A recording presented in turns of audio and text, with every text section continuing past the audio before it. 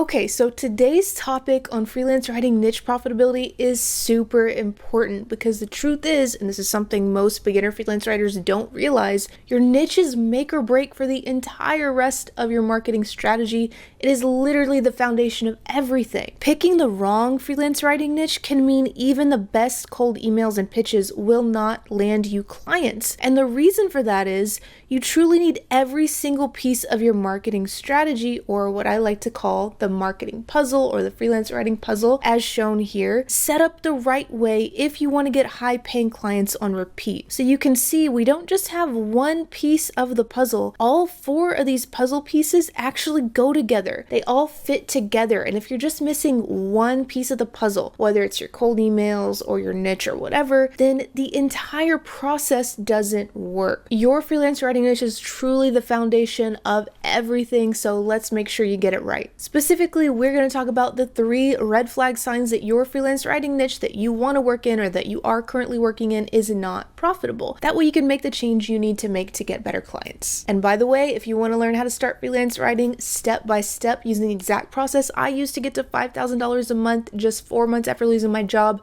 I will throw the link for my brand new free training down below in the description as well as above my head. Now let's get started with freelance writing niche red flag number 1, which is selling to clients, even those with good sized budgets, really feels like you are trying to sell meat to a vegan. So I want you to think about that. Obviously, you're never ever gonna find yourself trying to sell meat to a vegan, right? Because vegans don't value meat. They don't eat meat.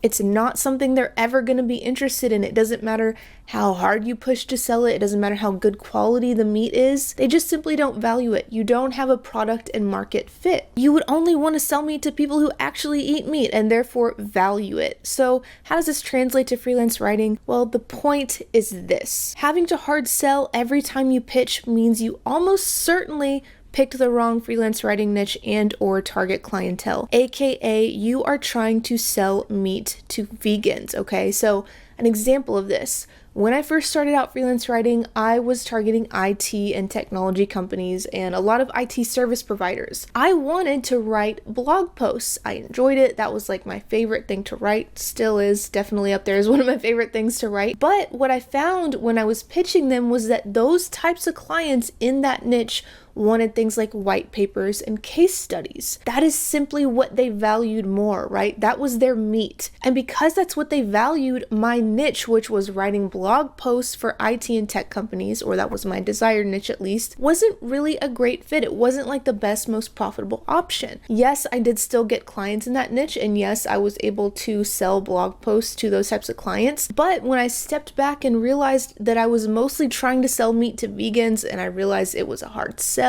I realized that I needed to pivot my niche then. Now, could I have just sat around and tried constantly to convince these clients to publish blog posts? Yes, probably, but I did not do that because here is something you really got to understand. Clients who are a hard sell, meaning they're those clients where you feel like you're trying to sell meat to vegans, those are not ever going to be your best clients. And it's going to be a total pain in the ass to convince them to work with you, much less pay you top dollar. So the lesson here, the moral of the story is you want to go for clients who already value the specific type of writing you do. Don't pitch a client a type of content that isn't really helping their bottom line, isn't helping them drive revenue, or isn't in their mind something that is really, really valuable. If you have any questions about this, or you're wondering what works for your specific niche, feel free to drop them in the comments below and I'll see if I can help you out. All right, on to freelance writing niche red flag number 2, which is you notice that most potential clients in your freelance writing niche are broke as shit. So here is something you may not have ever thought about before. The exact same niche. Let's use finance freelance writing for an example. So freelance writing in the finance niche. That niche could be profitable or it could be very unprofitable depending on who you target within the niche. Meaning you could have one finance freelance writer over here making an amazing living working part-time hours, and you could have another finance freelance writer over here making $10 to write 1,000 words or something really, really insulting like that, where they are just not able to make a good living. And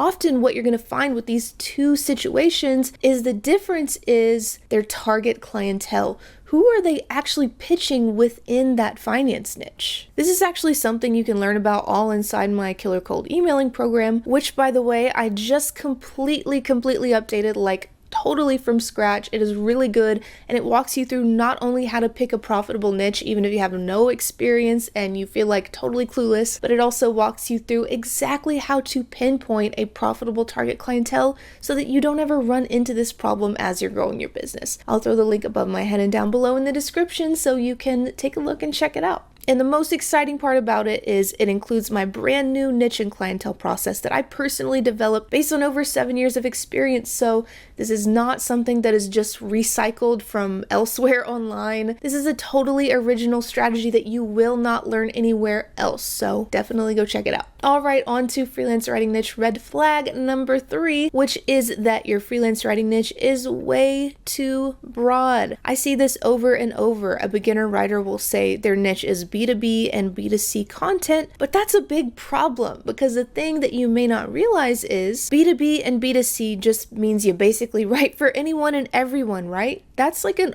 all-encompassing thing. That just means I write for any business out there ever. So it's just a fancier way of saying, hey, I'm a generalist. And I know I've said it here a million times, but I gotta say it again because it's really important. Like I said, this niche stuff is the foundation of your entire marketing strategy. You cannot cold email effectively without first having the right niche. So that's why it's so important. The best, highest paying clients only want to work with writers who specialize. Having a profitable niche is how you're going to get referrals. It's how you're going to get your cold emails to work. It's how you're going to optimize your freelance writer website the right way so that it sells. Again, it is really just the foundation. That is why it's so important and why I talk about it nonstop. But you've got to narrow your niche the right way, right? You can pick a niche and pick a clientele, but that's a lot different than picking the right niche and picking the right clientele. That's the difference between a writer who starts out in a random niche and doesn't make any money versus someone who starts out in the right niche from the beginning and can quickly get to 3K, 5K, 7K a month and beyond. Now, if you want to learn how to niche down effectively, as well as how to step-by-step get clients with a proven marketing strategy, and the one I personally used to get to 5K a month when I got fired from my job, even though I'm a college dropout and I was so scared and inexperienced, you can learn about that entire process inside my brand new free training. This is totally new and updated. I just released it, I think, a few weeks ago. So the link is in the description box and you can see what the little page looks like right here. At least that's what it looks like at the time of this recording. It may change if you're watching this video later. But yeah, check out the link in the description box. I'll throw it above my head as well. In this class, you're going to learn my proven secret NPT method I use to build my business. The one set it and forget it asset you have to have as a beginner. Almost all beginners don't have this, or if they do have it, it is not set up in a way that actually helps them sell. So you're going to learn how to do that. And the step-by-step proven anti-hustle system for landing your first high-paying clients with zero experience. By anti-hustle, I mean we're not going to be working 8 hours a week. We're not going to be wasting time on Fiverr and Upwork, working for $10, working for $3, less than minimum wage.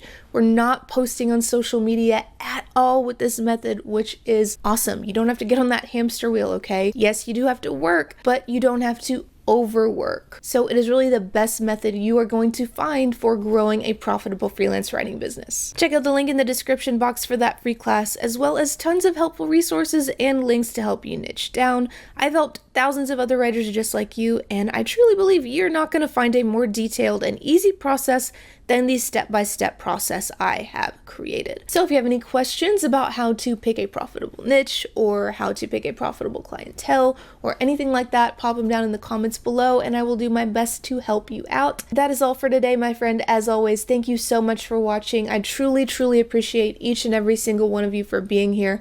I see your comments, I see your likes, I see your support, and it means the world to me. So thank you so much for that. And I will see you in the next video.